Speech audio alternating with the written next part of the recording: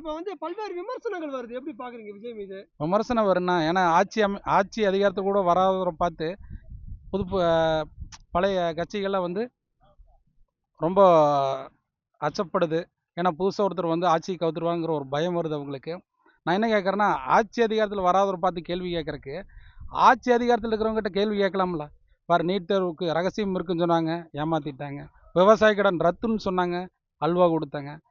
கல்வி கடன் ரத்துன்னு சொன்னாங்க, நேந்திரம்பழம் கொடுத்தாங்க. இப்படியே அவங்க பொய் சொல்லி ஏமாற்றிட்டே இருப்பாங்க.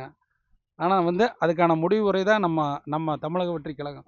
ஏன்னா ஆரம்பத்தில் பார்த்தா உங்களுக்கு வந்து ஒரு கட்டமைப்பு இல்லாமல் தெரியும். ஆனால் கிட்டத்தட்ட 30 வருஷமாக அஸ்திவாரம் போட்டு கட்டமைச்சு உருவாக்கி இப்படி ஒரு பலமான அணியை உருவாக்கி இருக்கிறாரு.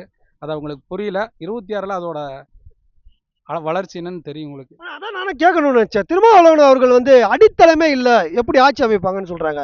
இது எப்படி பாக்குறீங்க? இந்த நான் அண்ணன் திருமாவளவன் வந்து நான் பட்டியலின மக்களுக்கு வந்து ஆட்சியில் பங்கு அதிகாரத்தில் பங்குன்னு சொல்லி உள்ள போனவர் இப்போ அறிவாலய வாசல் உட்காந்து பாய் ஓட்டு படுத்து உட்காந்து எனக்கு ஒத்த சீட் போதும் 2 சீட் போடணும்னு சொல்லி தூங்கிட்டு இருக்கிறாரு.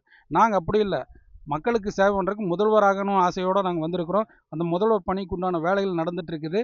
களத்தில் வந்து நாங்கள் ஜெயிப்போங்கிற ஒரு நம்பிக்கை இருக்குது. திருமாவளவனுக்கு வந்து 2 சீட் போதும், அப்புறம் பேலன்ஸ் வந்து பொட்டி வாங்கிட்டு உட்காந்துருக்கிறார். அடுத்தது இன்ப நிதி வந்தாலும் அவருக்கு அதே 2 சீட் போதுன்னு சொல்லி உட்காந்துருப்பாரு. அவரை நம்பி வந்த ஒடுக்கப்பட்ட மக்கள் பூராமே தமிழக வெற்றி கழக பக்கத்தில் வந்துட்டாங்க. நீ 26ல் அவர் மாபெரும் தோல்வியை சந்திப்பார். ஆனா ஒரு வெற்றி கூட்டம் தமிழ்நாட்டுல சுத்துது அப்படின்னு சொல்லியிருக்காரு. இது எப்படி பாக்குறீங்க? இந்த உண்மையாலுமே வெற்றி கூட்டம் நினைக்கிறீங்களா? இது வெற்றி கூட்டம் இல்லைனா, இது வெற்றி கூட்டம். புரிஞ்சுதுங்களா? எல்லாரும் ஓட்டுரிமையோடு இருக்கிறாங்க. இதோட பதிலடி என்னன்னு சொல்லி 26ல் ஒட்டுமொத்த இளைஞர்களோட பதில் உங்களுக்கு தெரியும். 26ல் தெரியும். ஆனா ஒரு சினிமா நடிகராக தான் பாக்குறோம். அவரை நாங்க ஒரு அரசியல்வாதியா பார்க்கலன்னு சொல்லிட்டு பல நடிகர்களும் விமர்சனம் பண்றாங்க, அரசியல்வாதியும் விமர்சனம் பண்றாங்க. ஏன் இதுக்கு முன்னாடி சினிமா நடிகர் ஆட்சியவே நடத்தலையா? புரட்சி தலைவர் எம்ஜிஆர் ஆட்சி பிடிச்சதுக்கப்புறம் கருணாநிதி அவர்கள் வந்து ஆட்சி கட்டலை. அந்த பதவிங்கிற நாட்களை பிடிக்கிறதுக்கு மோந்து வாக்குறதுக்கு பல நூற்றாண்டுகள் ஆச்சு. அப்படியே அம்மையார் ஜெயலலிதா அவங்க வந்தாங்க, விஜயகாந்தன் வந்தார், நம்ம இவர் கமலஹாசன் வந்தார். அதாவது சினிமாவில் வெற்றி வெட்டா நடிகை, தோல்வி விட்டா அவன் அரசியல்வாதியா? என்னன்னா இதெல்லாம் ஒரு கேள்வியே இல்லை. ஆனா ஊழல் நான் செய்ய மாட்டேன்னு அப்படி விஜய் சொல்லியிருக்காரு. உண்மைதான். வந்து எடப்பாடி வந்து விஜய் வந்து ஒரு ஊழல்வாதி அப்படின்னு சொல்லிட்டு சொல்லியிருக்காரு. எடப்பாடி ஆட்சியில் ஊழலே நடக்கலைன்னு அவர் சத்தியம் போட்டு சொல்லுங்க பார்ப்போம். அவர் சொல்ல மாட்டார். அவர் ஆட்சியே ஊழலில் தான் நடந்தது. 200 கோடி ரூபா சம்பளம், அந்த சம்பளம் வேணும்னு சொல்லி மக்களுக்காக சேவணும்னு வராரு. அப்படிப்பட்டவர் ஊழல்னு சொல்கிறதுக்கு அவருக்கு அந்த தகுதியே கிடையாது. ஏன்னா கூட்டணி வந்தால் அவர் நேர்மையானவர், கூட்டணி வரலைன்னா அவர் ஊழல் செஞ்சவருங்கிறாரு. அவரோட பதில் 26ல் தெரியும். பண்ணையார் அப்படின்ட்டு விமர்சனம் பண்றாங்க விஜய. ஆமாம், அதாவதுண்ணா, விஜயனை வந்து வெளியில் வரக்கூடாதுன்னு சொல்கிறது திமுக, வெளியே வரலாங்கிறப்போ போலீஸை வச்சு தடுக்கிறது அதே திமுக, வீட்டுக்குள்ளே இருந்தால் ஏன் வீட்டுக்குள்ளேயே இருக்கிறதுன்னு சொல்கிறதும் அதே திமுக தான். அதனால் அவங்களே சித்தரிக்கிறது இந்த பனையூர் பண்ணையாருன்னு. 2026 தேர்தல்கள் எப்படி இருக்கும்? சூடாக இருக்கும். அதாவது டிவி கேக்கு டிஎம் கேக்கு தான் போட்டியே. களத்தில் மற்ற அணிகள்லாம் வந்து ஒரு வெத்து அணி. திமுக தேமுதிக கூட்டணி எப்படி பார்க்குறீங்க? அதான் கூட்டணி ஏற்பட்டிருக்கு.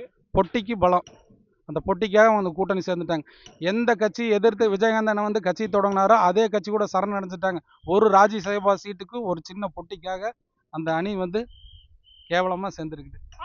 பல மேடைகளில் வந்து பிரேமலதா வந்து தாவேக்கா கூட தான் சேரத்தா அப்படின்னு சொல்லி பேசியிருப்பாங்க. மக்கள் தொண்டர்கள் விருப்பப்படுற அணிக்குள்ளேயே நம்ம சேருவோம்னு சொல்லியிருப்பாங்க. தொண்டர்கள்லாம் டிவிக்கேன்னு கத்திருப்பாங்க, நீங்க பார்த்துருப்பீங்க. அப்படி இருந்த பொழுதும் திடீர்னு திமுக கூட இணைஞ்சிருக்காங்க. பெருசாக பொட்டி தராங்க, அதனால இணைஞ்சிட்டாங்க. இது ஒரு ஏமாற்றமா இல்லையா? இதனால பின்னடைவு இருக்குமா? கூட்டணி எதிர்பார்த்தாங்க, கூட்டணி வரலன்றதால பின்னாடி. அதாவது தேமுதிக நம்ம பக்கம் வந்திருந்தா பெரிய வளர்ச்சி இருந்திருக்கும். இப்போ டிஎம்கேட்ட போனனால அடுத்தது இன்ப நிதிக்கு அவங்க காலில் வச்சு மிதிச்சிட்டு இருப்பாங்க. அதுதான் அவங்களோட வளர்ச்சி. ஆனா 4 முனை போட்டியா, 3 முனை போட்டியா, 2 முனை போட்டியா? 2 முனை போட்டி. ஒன்று தாவேக்கா, இன்னொன்று திமுக. தீய சக்தி திமுகவுக்கும் நேர்மையான சக்தி தாவேக்காக்கும் போட்டி. இப்ப கூட்டணி பலமாயிட்டே இருக்கு திமுகல. எப்படி பாக்குறீங்க? அதை எதிர்த்து அரசியல் பண்ண முடியுமா? அதாவதுனா அவங்க கிட்ட வந்து 40% ஓட்டு இருக்குன்னு சொல்றாங்க. அப்போ அவங்களுக்கு பத்தலை. 10 அணிகள் கூட்டணி வச்சிருக்கிறாங்க, அப்பவும் அவங்களுக்கு பத்தலை. அவங்களுக்கு என்ன பயம்னா தாவேக்கா தனிச்சு நிற்கிறது, நம்ம ஓட்டையெல்லாம் அவங்க உடைச்சிருவாங்கன்னு அவங்களுக்கு ஒரு பயம். அதான் அவங்களோட பின்னடைவு. இளைஞர் ஓட்டை மட்டும் வச்சு வெற்றி பெற முடியும்னு நினைக்கிறீங்களா? இளைஞர்கள் தான் நாளைக்கு மாற்றத்துக்கான வழி. அந்த ஓட்டை, அதாவது நார்மலாக இருக்கிறப்ப இளைஞர்கள் வரணுங்கிறாங்க. இப்போ பெரும் இளைஞர்கள் வச்சிருக்கவங்களை பார்த்து அதை ஜெயிக்க முடியுமான்னு கேட்கறது எவ்வளோ கேளிக்கையாக இருக்குது. வெற்றி பெறுவாரான? நாளை நமது தமிழக வெற்றி கழகம்.